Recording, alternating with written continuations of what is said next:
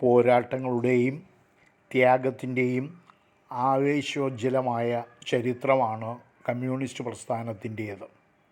ചൂഷണരഹിതവും സമത്വസുന്ദരവുമായ സമൂഹമെന്ന ലക്ഷ്യത്തോടെ communist party നടത്തിയ പ്രവർത്തനങ്ങളാണ് കേരളത്തിൻ്റെ സാമൂഹ്യ, രാഷ്ട്രീയ, സാംസ്കാരിക രംഗങ്ങളിൽ മൗലികമായ മാറ്റങ്ങൾക്ക് വഴി തുറന്നത്.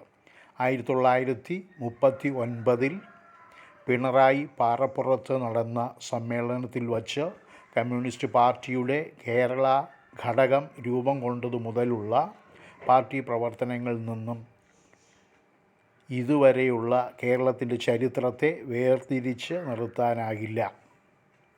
ഇതിഹാസതുല്യമായ പല മാതൃകകളും ലോകത്തിന് കാട്ടിക്കൊടുത്തത് ഇന്ത്യയിലെ ഒരു ചെറിയ സംസ്ഥാനമായ കേരളം ആണ്. ലോകത്ത് ആദ്യമായി ബാലറ്റ് പേപ്പറിലൂടെ കമ്മ്യൂണിസ്റ്റ് പാർട്ടിയെ അധികാരത്തിലേറ്റിയതും കേരളം എന്ന സംസ്ഥാനമാണ്. ഐക്യത്തിൻ്റെ വേരറുത്ത ക്ഷേത്രപ്രവേശന വിളംബരം കേട്ട് ആവേശമണിഞ്ഞ മണ്ണാണ് കേരളം. അന്തിയുറങ്ങാൻ ജനലക്ഷങ്ങൾക്ക് ലക്ഷം വീടുകൾ നിർമ്മിച്ചു നൽകിയ എം.എൻ. ഗോവിന്ദൻ നായർക്ക് ജന്മം നൽകിയ പുണ്യഭൂമിയാണ് കേരളം. ഭൂപരിഷ്കരണ നിയമം നടപ്പിലാക്കിയ സി. അച്യുതമേനോൻ്റെ നാടാണ് കേരളം. വ്യാവസായിക വിപ്ലവത്തിൻ്റെ ശംഖുലി മുഴക്കിയ ടി.വി. തോമസിൻ്റെ നാടാണ് കേരളം.